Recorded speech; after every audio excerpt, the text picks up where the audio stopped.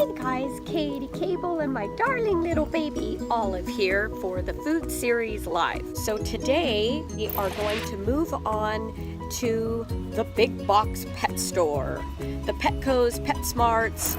For most people, that's where they pick up their pet food. Get out those Eclipse sunglasses that I hope you held on to, or a pair of shades, because I want you to be able to walk into the store and have these blinders on so you're not blinded by the hype.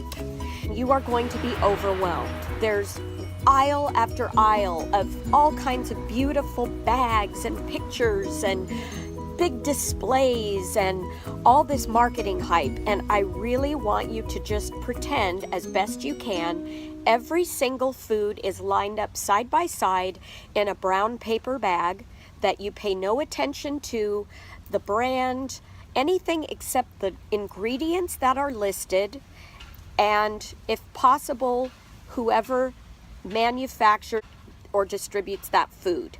Not even the price at this point, and I'm going to show you why in a bit. Pet food is big, big business. It's huge, to the tune of several $billion. And what's happened is a lot of these major food companies have gotten very smart and taken all of the waste, things that they legally cannot put into their human grade products, and they have found a way to put it into a beautiful, pretty bag and sell it for top dollar as pet food. And a lot of it is just junk. It's not pet food, it's pet feed. It's a lot of cheap fillers and carbs, but it's used to fatten up livestock.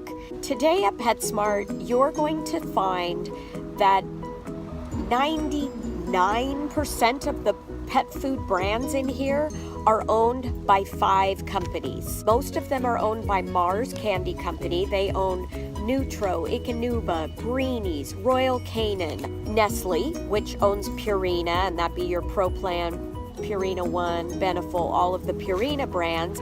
Smucker's is another one. Dick Van Patten's Natural Balance, which used to be a brand that I loved as much as I loved Dick Van Patten. That's owned by the corporate bean counters at Smucker's now. A lot of them are owned by great big IPOs, and they spend a lot more money on their advertising budget than they do on research. So again, small independent companies in big stores.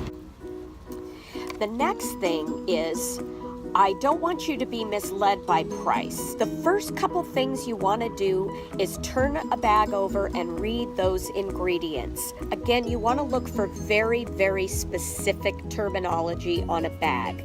Deboned chicken, a specific meat. You don't want it to say meat flavoring, beef flavoring. You don't want it to say byproduct. That's going to tell you right there the type of sourcing that you're getting for your food.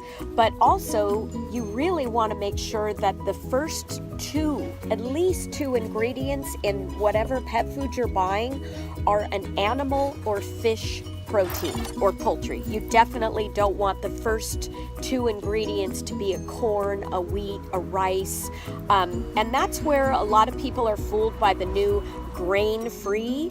2 years ago, nobody even knew what grain-free really was or how it affected their pet. And now it's all everybody asks about. And I try to point out that although it doesn't have wheat or gluten, corn, rice, those can be just as high in carbs. They convert to sugar very fast and cause just as many problems. Don't be fooled by that either. And the next thing, I always look for small, independent brands in big box stores. Those are going to be sometimes unrecognizable, and I will give you this one example. Here we have Castor and Pollock. Castor and Pollock was the first to really promote their organic, farm fresh, independently owned, high quality, human grade products. Well, as of 2015, this is now a Purina owned product, and I can't trust that it's still organic. Here is a specific bag of pet food. It's very well known and very highly regarded, and it's very pricey. This little bag is 2.5 pounds.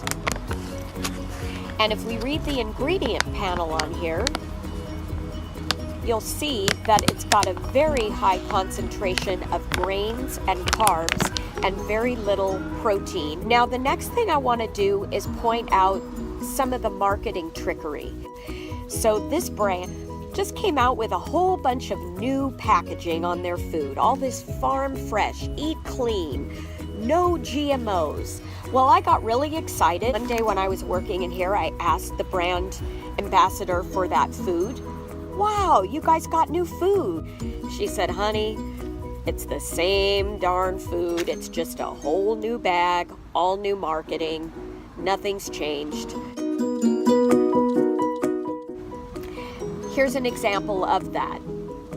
Even with all of this touting eat clean, fresh, their big pitch is non-GMO. What does it say right here? Trace amounts of genetically modified material may be found. So it completely contradicts their entire marketing. And those are the kind of little sneaky things that you have to be aware of.